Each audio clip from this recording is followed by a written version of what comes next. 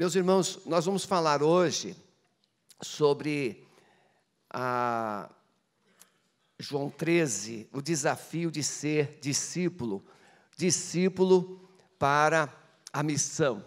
Mas antes, pastor, estou esquecendo ali, pastor José Prado, que trabalha com os refugiados, ele é muito parecido com o Calixto. Fica, pastor, em pé e olha para lá para a igreja. Olha como é que ele parece com o Calixto. Trabalha também com refugiados. Pastor, Deus abençoe, seja bem-vindo aqui conosco. A casa estará sempre aberta e uma oportunidade a gente vai estar com mais espaço para o irmão hoje, tá bom? Deus abençoe. Não parece o irmão mais velho do Calixto? Ou mais novo, quer dizer? Irmão mais novo. Então, discípulos para a missão. Jesus não fez discípulos para enfeitar a igreja. Jesus fez discípulos para uma missão. E a missão foi dada quando ele estava subindo. É-me dado todo o poder no céu e na terra, portanto, ide. Ele deu a missão. O texto, eu vou fazer referência desse, mas o texto está em João 13, de 1 a 17. E nós vamos citar e vamos compartilhando. Jesus, então, ele chega no capítulo 13 de João, até o 17, é uma palavra só que Jesus dá aos discípulos. É a última reunião com os discípulos. São os últimos ensinamentos de Jesus para com os discípulos. Ele chega, reúne os discípulos no cenáculo que ele mandou preparar. Um discípulo anônimo tinha esse cenáculo, e Jesus mandou os discípulos se encontrar com eles, mandou preparar. E quando Jesus chega lá no cenáculo, ele encontra já os discípulos reunidos, e ele começa a ensinar tudo isso, do capítulo 13, capítulo 14, capítulo 15, 16, 17 de João. No capítulo 13 ele diz, chegou a hora. É chegada. Mas no capítulo 17 ele vai dizer, é chegada a hora. No capítulo 13 ele começa dizendo, tendo amado os seus, os amou até o fim. E aí ele celebra a ceia.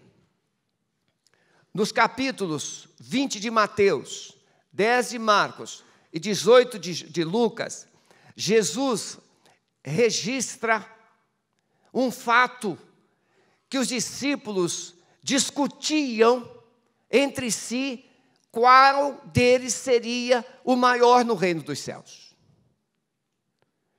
Em Marcos, diz que a mãe foi pedir para Jesus um lugar para os seus filhos, João e Tiago. Queria sentar uma à direita e uma à esquerda de Jesus. E diante dessa discussão, ali nesse sermão, Jesus estava o quê? Colocando um ponto final para o seu ministério público.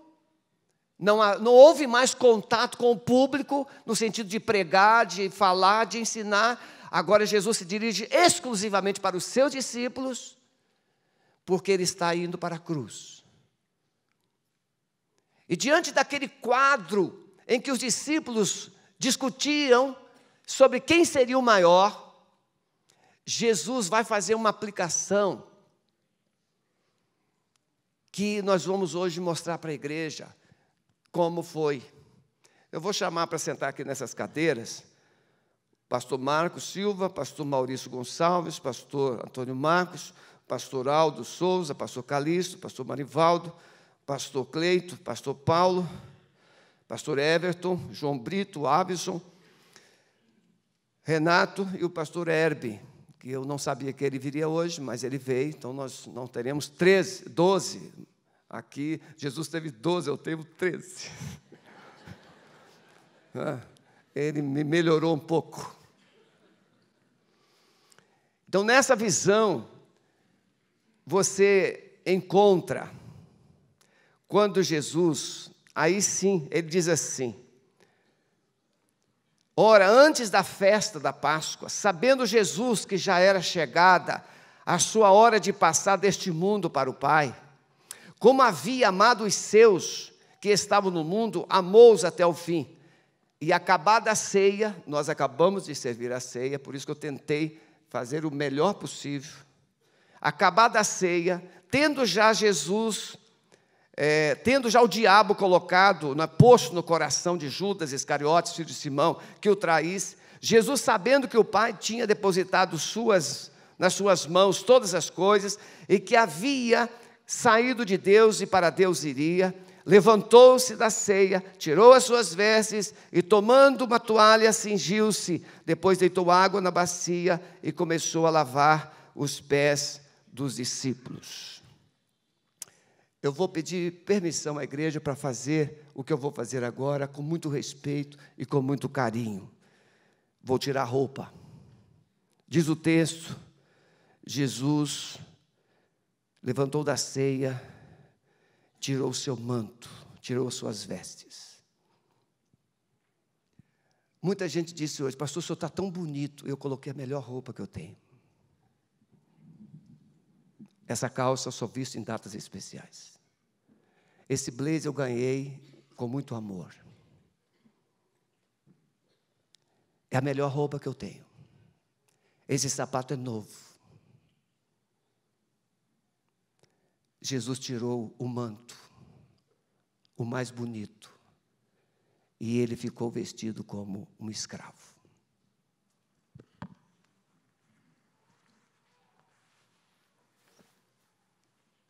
Nós gostamos muito de coisas bonitas, mas Jesus,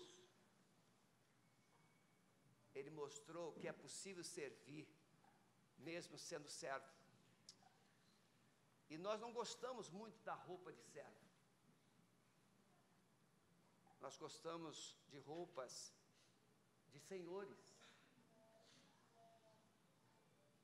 Porque quando Jesus chegou naquela ceia, naquele cenáculo, ele imaginou que os discípulos fossem fazer com ele o que ele teve que fazer com os discípulos. E aí, Jesus então vai mostrar para eles, se ele sendo Senhor e servo, e ele serviu, lavando, usando a função de servo, é por isso que eu fiquei mais gordinho.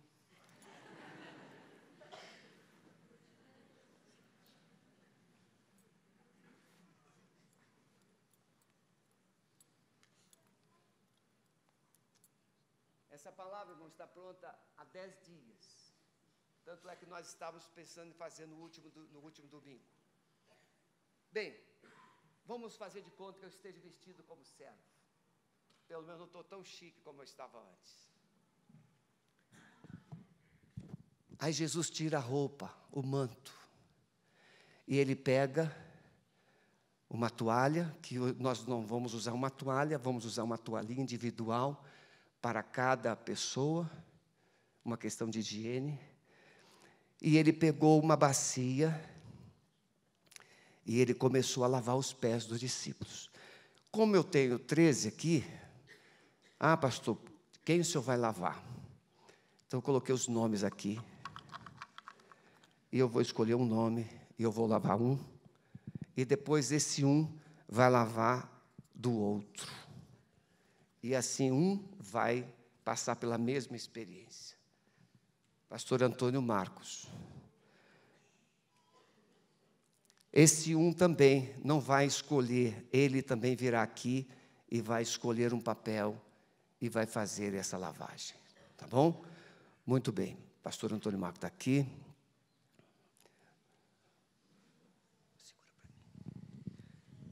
Jesus, ele fez exatamente assim. Ele tirou as sandálias.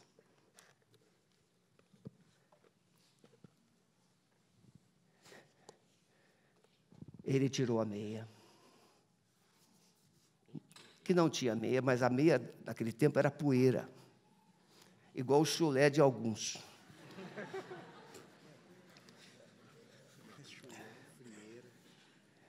É por isso que Jesus, primeiro, ele celebrou a ceia primeiro, porque não dava para depois participar da ceia com a mão do lava-pés, né? Ele usou primeiro. Nesse gesto do lava-pés, Jesus estava dizendo para os discípulos, Pedro não queria lavar os pés, porque Pedro achava que era muito vergonhoso.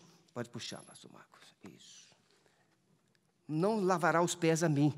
E Jesus diz, Pedro, se eu não te lavar os pés, você não tem parte comigo. E aí Pedro disse, Senhor, não só os pés, mas lava também o corpo, a cabeça, lava tudo. Pedro era 8 ou 80. E Jesus disse assim, não, Pedro, o que está limpo não precisa ser lavado.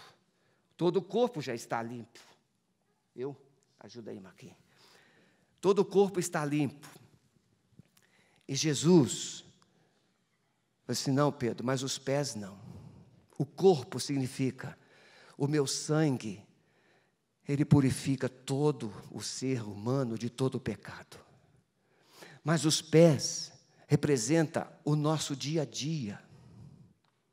O nosso dia a dia que a gente falha com o irmão, o nosso dia a dia que a gente fala o que não deve, o nosso dia a dia que a gente decepciona, o nosso dia a dia de tantas falhas, precisa ser corrigido dia a dia, lavando os pés. Então, lava-pés, primeiro, é uma atitude do discípulo de andar em dia, com a sua vida em dia, santificada, pura. Não podemos guardar a sujeira de hoje para amanhã. Precisa ser confessada hoje. E muitas vezes nós temos vergonha. E Jesus, Ele vai mostrar que vergonha é andar sujo. E aí Ele, sendo Senhor e Mestre, lava os pés. E Ele termina dizendo, se eu, Senhor e Mestre, lavei os pés de vocês, façam o mesmo. Então, pastor Antônio Marcos, assim como eu te fiz, calça o seu sapato. Você vai lá e vai pegar um papel. E você vai lavar o pé do seu irmão. Porque ele pode ter se sentido humilhado do pastor ter lavado o pé. Mas agora ele vai se sentir exaltado, lavando o pé do seu irmão. A maior honra não é quantas pessoas nos servem. A maior honra é quantas pessoas são servidas por mim. Isso é a maior honra. Pode escolher, Marquinhos.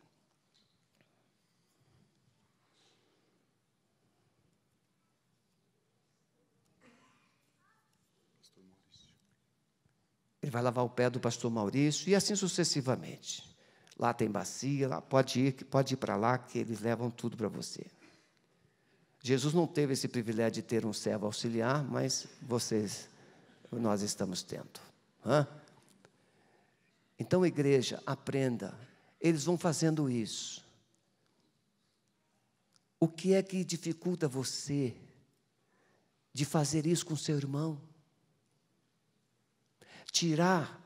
Essa missão era feita numa casa, quando chegava alguma visita, ele tirava a sandália, deixava, quando ele entrava, já havia um servo com uma bacia para lavar os pés, um óleo para ungir o cabelo, lavar as mãos, e um beijo na face. Essa era a maneira como eram recepcionados na casa do anfitrião. E quem fazia isso? Um escravo.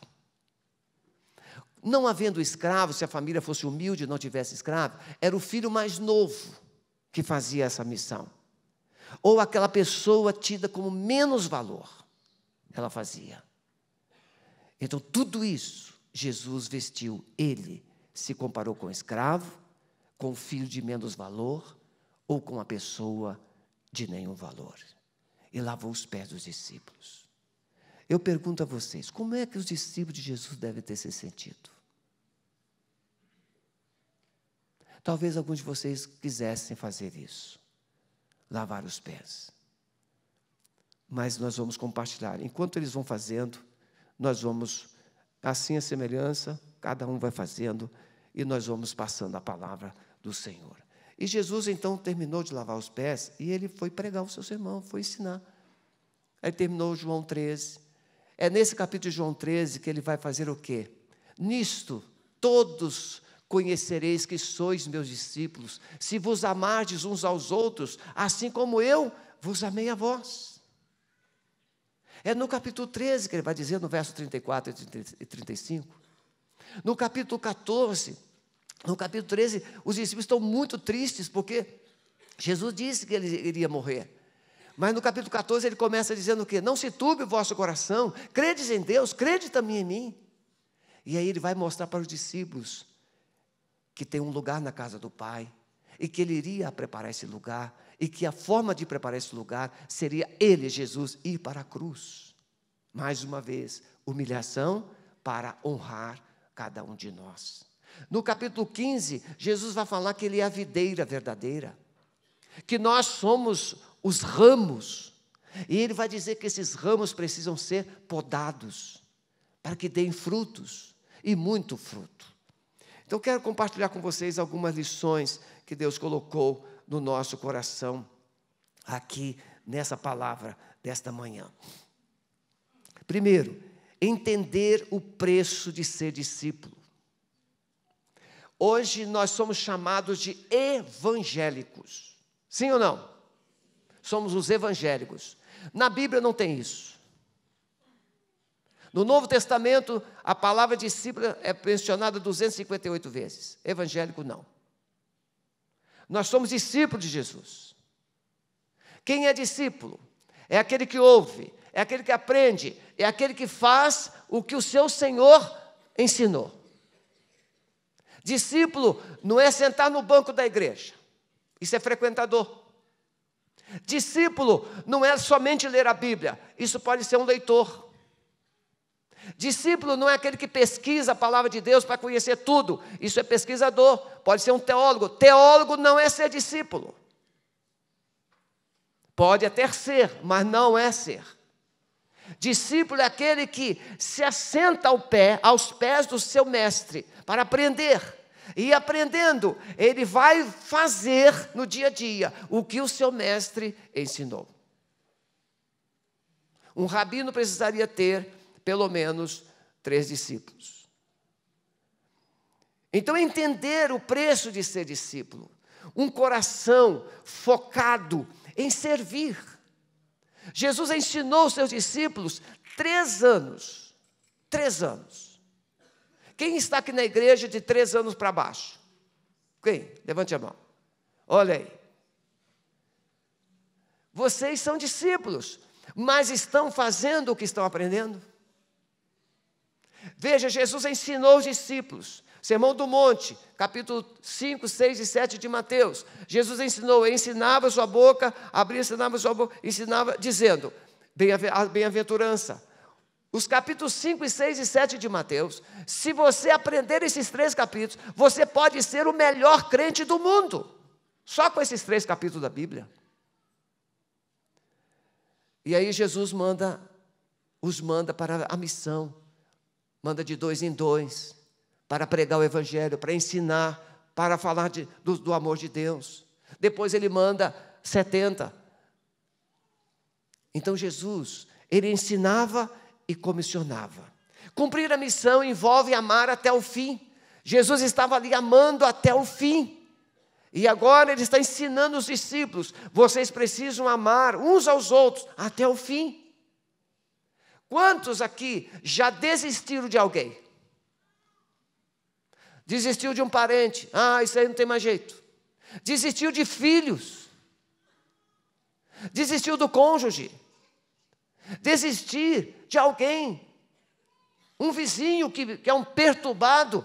E você diz, não quero mais saber. Mas Jesus não desistiu de você.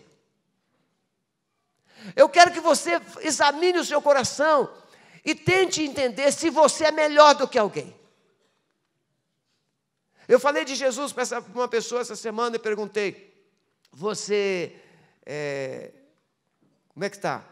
Eu sou bom, eu não faço mal para ninguém, Aí eu fui lá para a palavra e mostrei para ele o mancebo de qualidade, que guardava, segundo ele, todos os mandamentos. E então Jesus disse assim, olha, vai lá, venda tudo que você tem, dê para os pobres e vem me segue. E diz que ele abaixou a cabeça e saiu triste. Às vezes você pensa que é muito amoroso, você pensa que é muito bonzinho, você pensa que é muito religioso, você pensa que é muito espiritual, até chegar naquela coisa, naquela área que você valoriza muito. No caso dele era o dinheiro. Qual a área que você valoriza muito? Tem gente que deixa a igreja por causa da sua família. Se mexer no seu filho, mexeu. O seu filho é o seu Deus. O seu cônjuge. Não. Quem não deixar pai e mãe por amor de mim, não é digno de mim. Ah, pastor, a Bíblia então está ensinando eu a abandonar minha família? Não. A Bíblia está dizendo que a sua família somente será segura se você colocar Deus em primeiro lugar. Amar a Deus sobre todas as coisas. Então, o discípulo de Jesus é alguém que cumpre a missão, e essa missão precisa ser levada até o fim. Até o fim, como Jesus nasceu, viveu e morreu, mas ressuscitou e foi glorificado. Mesmo sendo traído, abandonado pelos seus discípulos. Tente imaginar, na mesa da ceia tinha o Judas. Jesus nunca acusou Judas de traidor, mas ele era um traidor desde o início. Desde o início. Você já imaginou? Você está lá numa cerimônia de casamento e coloca você para sentar justamente na mesa daquela pessoa que você detesta. E você, não, eu vou embora. Pois é, Jesus estava celebrando a ceia e estava lá o Judas, na frente dele. Mas em nenhum momento Jesus acusou Judas. Você é um traidor. Jesus disse para todos, um de vós há de me trair. E os discípulos ficaram apavorados. Quem é? Quem é? Jesus não desistiu. Pedro disse, Senhor, nesse texto, Senhor, por ti eu daria a minha vida. Não hará nada, Pedro. Você hoje vai me negar 3 vezes antes do galo cantar. Mas Jesus não desiste de Pedro. Jesus tinha foco. O maior de todos os pecadores pode ter coragem de se aproximar de Jesus e confiar que vai receber dele uma coisa, perdão. Você pode ser o pior pecador do mundo. O pior. O mais rejeitado dentre os homens. O mais odiado. O mais imundo. Você pode ter certeza que se você se aproximar de Jesus, Ele não vai te rejeitar. Isso é uma garantia bíblica. Todo aquele que vier a mim, de maneira nenhuma o lançarei fora. Sabe quem é que se joga fora? É você mesmo. Jesus não. E nós precisamos agir como Jesus. Valorizar as pessoas, cuidar dessas pessoas, amá-las até o fim. Eu sei que algumas são meio difíceis de amar. Eu sei. E você está doido para eu citar o nome sogra. Não é, a sogra não é uma pessoa difícil de amar. Porque a sogra é mãe. Já viu mãe difícil de amada?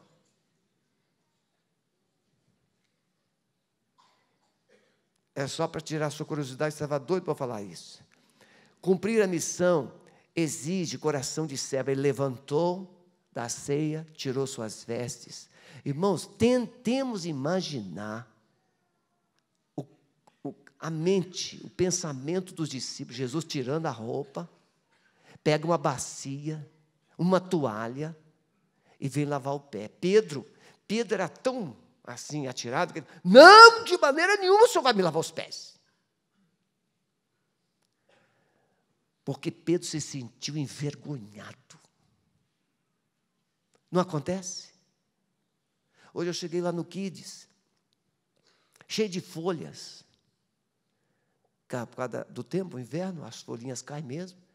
Assim, pega uma vassoura lá que eu vou varrer isso aqui. Não, pastor, não, pega a vassoura lá, varrer toda lá a parte da entrada do Quíris. Qual é o problema? Qual é o problema? Por que alguém tem que pegar uma cadeira para você sentar? Por que alguém tem que fazer as coisas para você? Por quê? Por que nós vivemos num mundo onde nós aprendemos que as pessoas existem para nos servir? Por quê? Se o nosso Senhor nos deu exemplo e nos serviu. E eu acredito que ele não estava assim, não. Eu estou bonitão ainda na frente dele. Eu acredito que a roupa de baixo não era tudo isso aqui, não. Jesus nos ensina que privilégios não implica orgulho, mas humildade. Quanto mais elevada a posição, mais vergonha você deve ter, que é o lugar que você não merece. Tem gente que quando ocupa um cargo de chefia, mata os outros. Tem gente que quando ocupa um cargo superior, humilha pessoas. Que grande oportunidade você ser chefe e começar a honrar seus liderados. Você tem tempo para olhá-los chegar.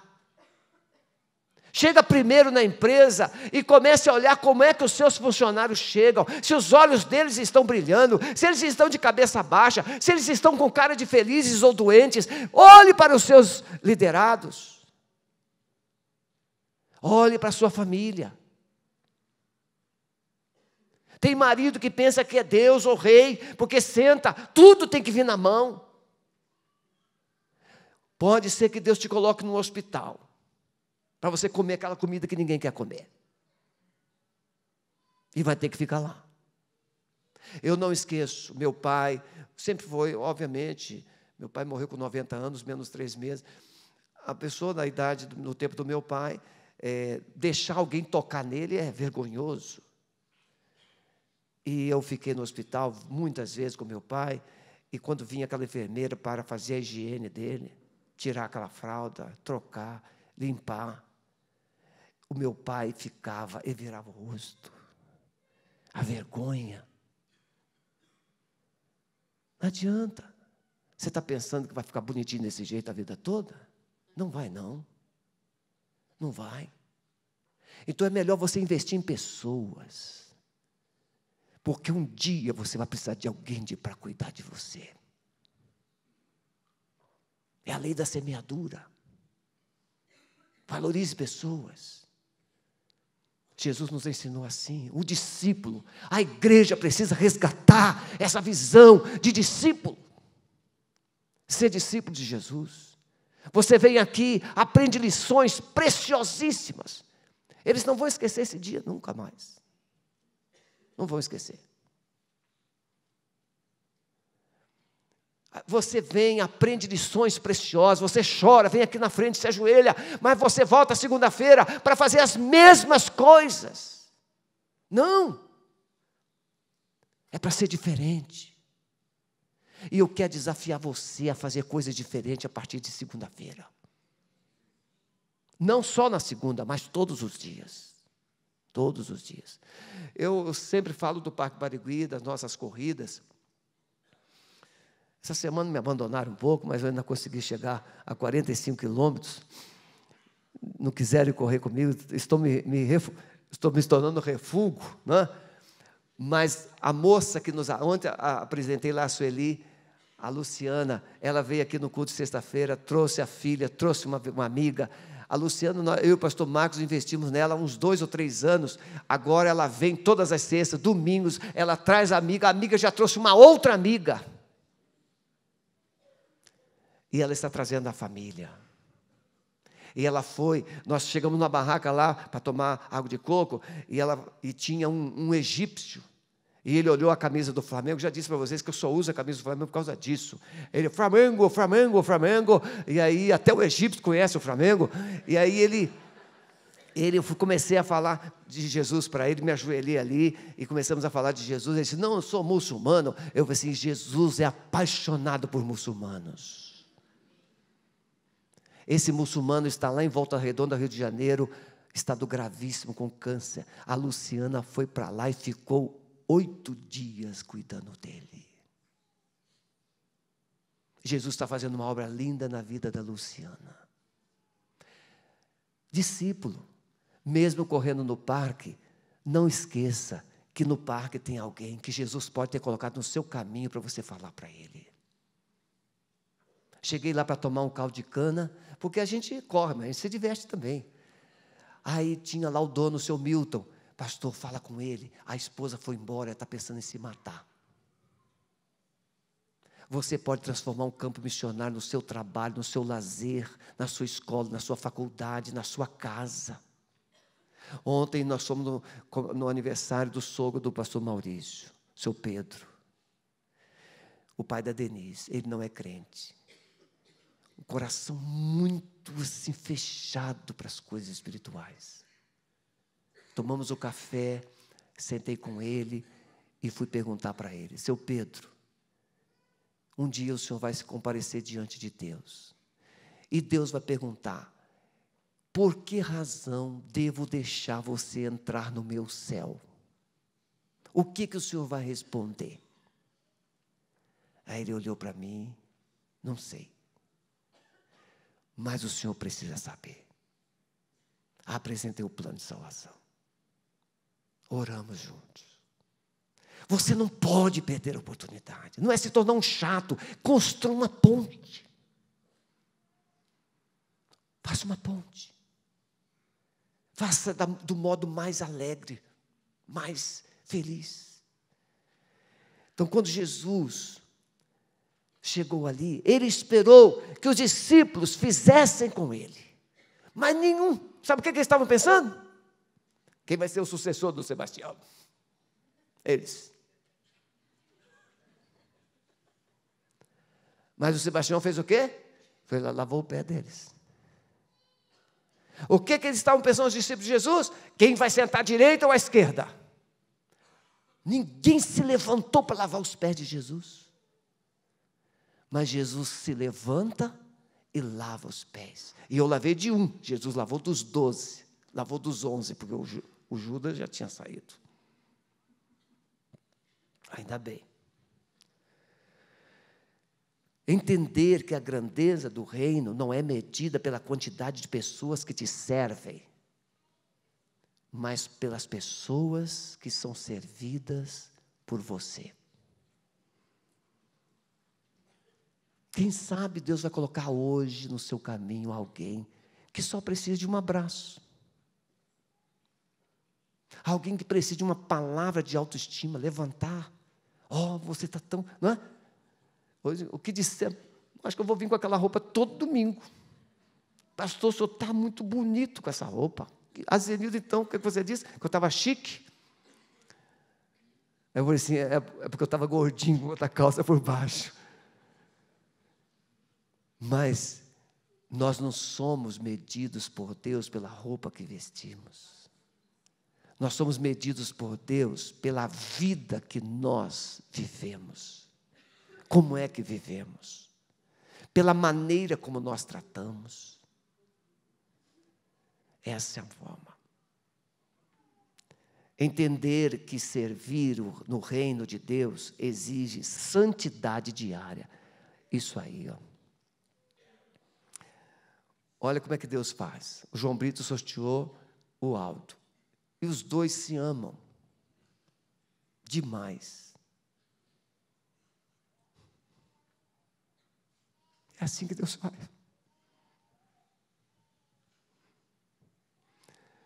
Santidade diária. Eles caminhavam, alguns descalços, outros com sandálias, nas ruas empoeiradas da Palestina, aquele sol quente, rosto todo suado, roupas sem um odor aceitável. Lavar os pés é você ter aquele momento diário de intimidade com Deus, para buscar a face do Pai e dizer: Senhor, tem misericórdia de mim.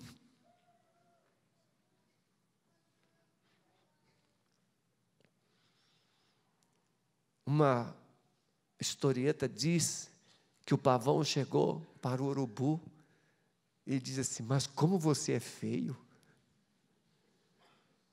Meu Deus. Por isso que você come essas coisas horríveis. Olha que cabeça vermelha, que crista. Você é preto.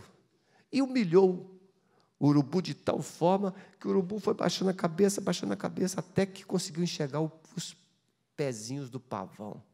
Você já viu o pé do pavão? É horrível, são horríveis. O pavão só tem casca. Os pés são feios, feios, feios. Aí quando o urubu viu os pés do pavão, levantou a cabeça e... eu posso ter uma cabeça feia, mas eu tenho os pés lindos. Olha os seus. Você sempre terá defeitos. E você sempre terá virtudes. Alguma coisa em você é boa, outras coisas precisam ser renovadas diariamente. Os pés carregam toda a poeira.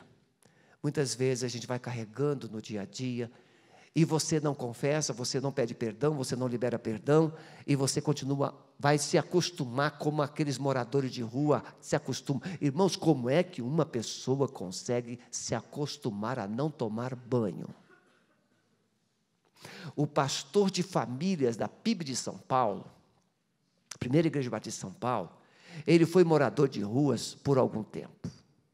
Ele era um grande empresário. Eu vou trazê-lo aqui. Ele era um grande empresário. Ele era um executivo que viajava aqui no sul do Brasil, para Curitiba, Porto Alegre, Florianópolis, e ele começou a se envolver maconha, cocaína, crack.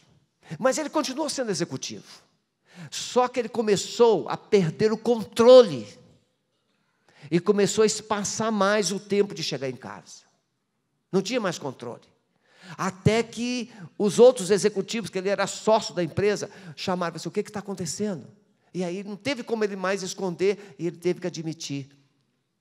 Tentaram interná-lo em todos os centros de recuperação possíveis. Todos. Muito dinheiro, uma empresa rica. Não houve jeito. Com vergonha e humilhado, ele simplesmente sai de casa e vai para as ruas de São Paulo. E se torna um morador de rua.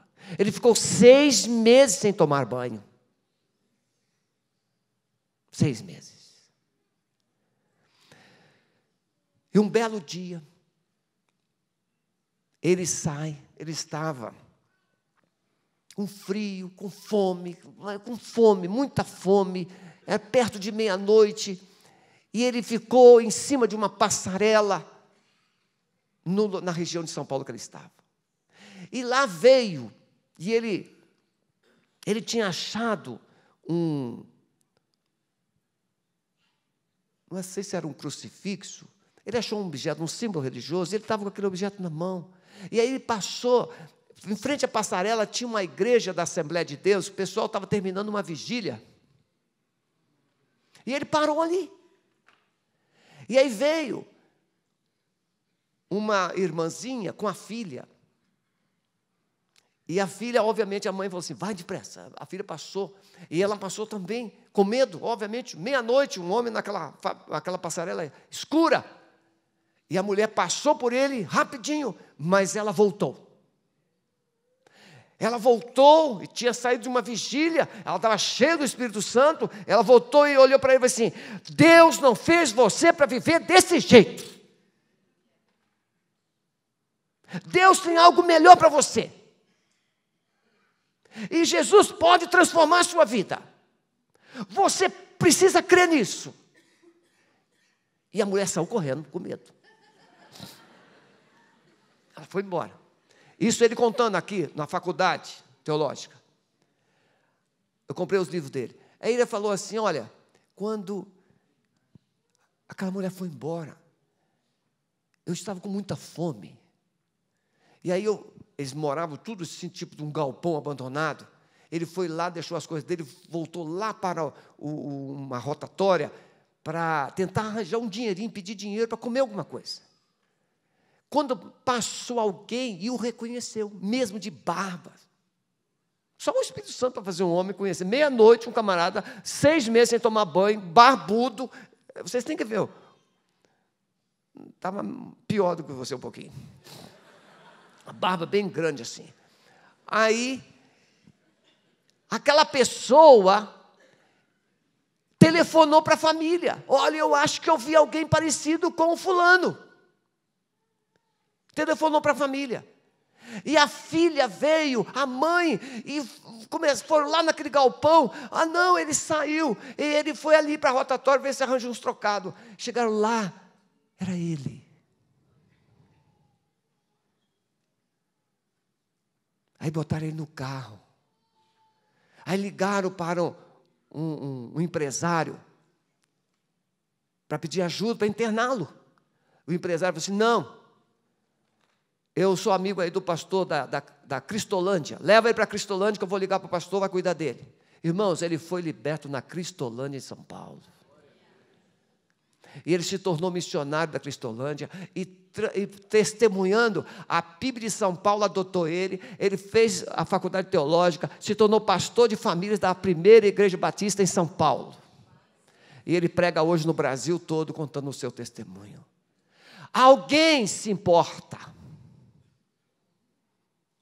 Discípulos. Então eu quero terminar aqui nesta manhã. Eu quero desafiar você. Por mais que eu te ensine, por mais que eu fale, você vai para casa com algumas informações. Mas evangelho é igual matemática. Você só aprende se praticar. Se você não praticar, você não memoriza a fórmula. Se você não memorizar a fórmula, você não resolve os problemas, as equações, os mistérios da matemática. Que é mistério, né? Matemática é mistério. Meu Deus, eu sofri muito com matemática, com álgebra. Financeiro eu tirava de letra, mas álgebra, meu Deus. Como é que você vai fazer isso? Coloque em prática hoje, amanhã, terça, o que você está aprendendo. Pastor, então eu vou chamar o meu vizinho lá em casa e vou lavar os pés dele. Não. O lava-pés não é para ser repetido.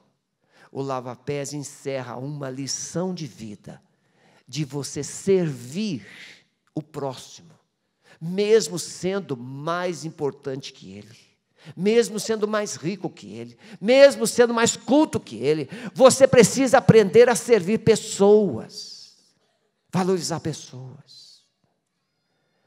Deixe de ser alguém só de aparência e passe a ser um servo verdadeiro do Senhor. Vamos orar? Quantos faltam lavar os pés? Quantos faltam? 3? Muito bem.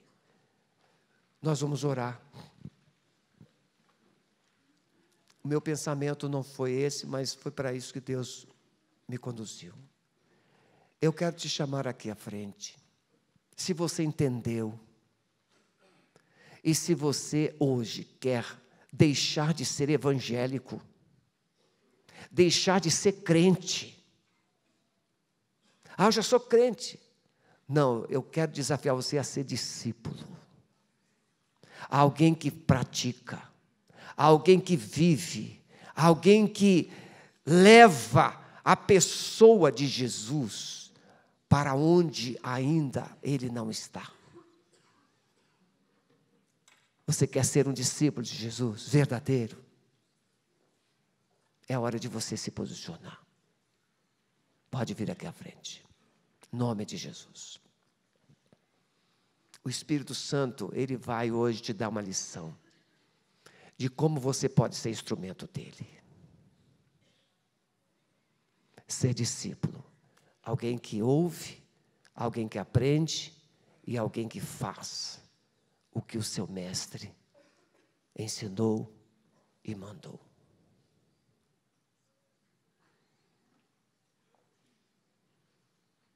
Pode se ajoelhar no corredor, ficar em pé no corredor mesmo, sem problema. Se tem alguém aqui afastado, desanimado, venha, peça o Espírito Santo para te renovar. Você que ficou decepcionado com alguém, é a hora de você dizer: Senhor, me perdoe porque eu me julguei tão importante que me decepcionei com pessoas. Não, eu quero que você olhe para Jesus, aquele que te amou até o fim. Amado Espírito Santo, a tua igreja recebe nesta manhã uma visitação do Senhor para nos ensinar como medíocres nós somos. Religiosos que vêm aos cultos sistematicamente, mas que não conseguimos viver no cotidiano os ensinos mínimos e básicos que o Senhor Jesus nos ensinou. Nós queremos pedir perdão como igreja, Senhor. Queremos pedir perdão. O Brasil não precisa de mais igrejas. O Brasil não precisa de mais evangélicos. O Brasil está precisando de discípulos verdadeiros de Jesus Cristo. Gente que se torne um sal e luz, independentemente do lugar e das pessoas que estão em sua volta. Gente que decide amar até o fim. Gente que está disposta a pagar o preço para revelar o teu amor e a tua graça aos corações perdidos. Gente que está disposta a compartilhar seus conhecimentos e bens com as pessoas que não têm. Amado Espírito Santo, traz hoje, nesta manhã, uma unção de fé no coração da tua igreja, começar pelo meu, Senhor, para que a nossa vida seja uma sequência de atitudes, e não somente verbalizar conhecimento, Pai. Nós queremos andar com o Senhor. Mostra-nos, abre os nossos olhos, mostra-nos onde o Senhor está trabalhando nesta cidade. Senhor, no dia 29 de julho, a Arena da Baixada receberá 40 mil pessoas que se dobrarão diante do Senhor, para declarar que só Jesus Cristo é o Senhor. Mas isso não vai mudar o Brasil, se esses 40 mil não estiverem cheios do teu Espírito Santo, Senhor. Senhor, nós temos aqui médicos, advogados, engenheiros, professores. Esses homens e essas mulheres, Senhor, se relacionam com tantas outras pessoas no cotidiano. Mas nós estamos vendo o Senhor sendo substituído por valores miseráveis do mundo. Pedimos perdão, Senhor. Pedimos perdão. Levante doutores, advogados, médicos, professores, engenheiros, mas que sejam verdadeiros luzeiros do Senhor aonde eles atuam. Abençoa, Senhor. Quantos estão indo para o inferno do lado dos teus filhos? Ah, Senhor, nos ensine a ajudar a tua igreja a ser discípulo. Nos ajude, Senhor. Nós queremos sair daqui nesta manhã com esta convicção que a nossa vida não será mais a mesma. Nós testemunharemos fielmente do Senhor até o fim. É a nossa oração no precioso nome de Jesus. Amém. Fique em pé, olhe para mim um minutinho. Como é que você vai conseguir manter essa chama acesa? Lendo a palavra de Deus todos os dias. separar um tempo todos os dias e ler a palavra de Deus. Todos os dias, aquele horário inegociável de oração. Ah, pastor, não consigo orar muito. Comece com 15 minutos, pelo amor de Deus, 15 minutos. Se você não consegue orar 15 minutos, você está morto. Comece com 15 minutos, daqui a pouco você estará orando mais de 1 hora. Mas você tem que separar um horário, todos os dias. Um horário, viu, bênção? Um horário. Aquele horário é inegociável. E você vai orar. E Deus vai te abençoar. Ontem, quando eu falava com o seu Pedro, que ele tem muita dificuldade de conhecer, eu disse, seu Pedro, quando o senhor for ler a Bíblia, o senhor vai dizer assim, Senhor Jesus, me ensina a tua palavra. Senhor, me ensine a tua palavra. O senhor não sabe, eu quando me converti, eu era analfabeto em Bíblia, eu não sabia nada, eu ficava encantado quando alguém explicava, eu disse, meu Deus, ele sabe tanta coisa, mas com 1 ano na igreja, 1 ano eu estava no púlpito da igreja, domingo à noite pregando, 1 ano, qual foi a diferença? É que eu li a Bíblia pelo menos 2 horas por dia, e eu dizia para Deus assim, Senhor, me acorde 2 horas da manhã para eu orar, e o Espírito Santo me acordava. Naquele tempo não tinha celular. Se você buscar, a Bíblia diz que você vai achar. E se você achar, você nunca mais será o mesmo. A mesma pessoa. Amém? Que o amor de Deus, o nosso Pai, a graça de nosso Senhor e Salvador Jesus Cristo, e as santas consolações do amado Espírito Santo, seja com a sua vida, com a sua casa, com a sua família, e com todo o povo de Deus espalhado em toda a terra, agora e para sempre. Amém. Podem sentar. Vamos esperar. Ninguém saia. Sente-se um minutinho.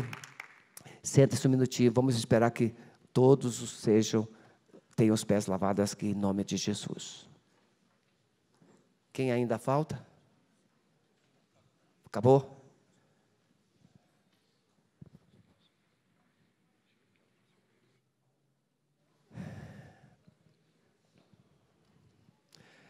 Então, senta-se um minutinho, por favor. Nós estamos encerrando, tá bom? Eu peço a compreensão de vocês, é um dia específico.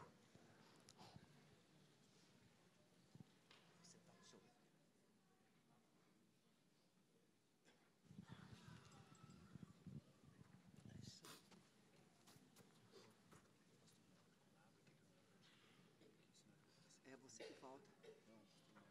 Ah, pode, quem não lavou.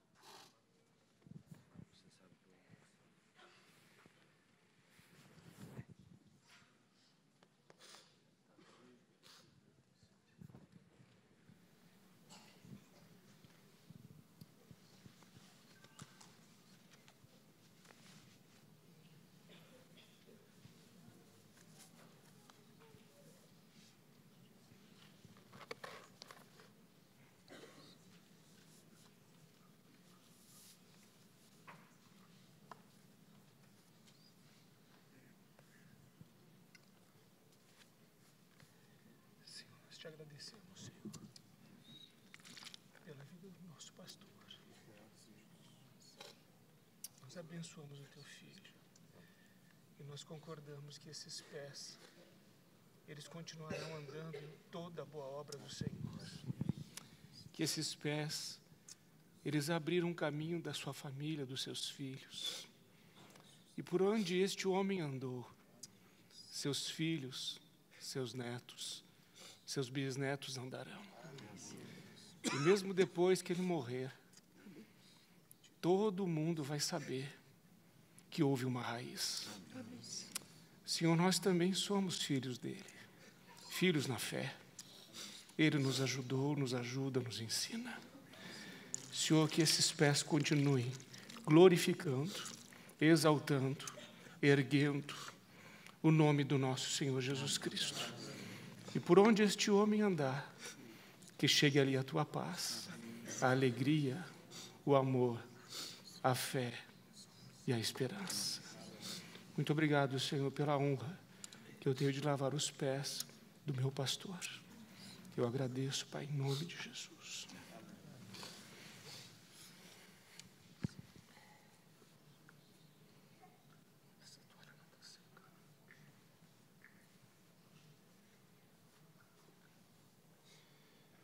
Esses pés correm rápido.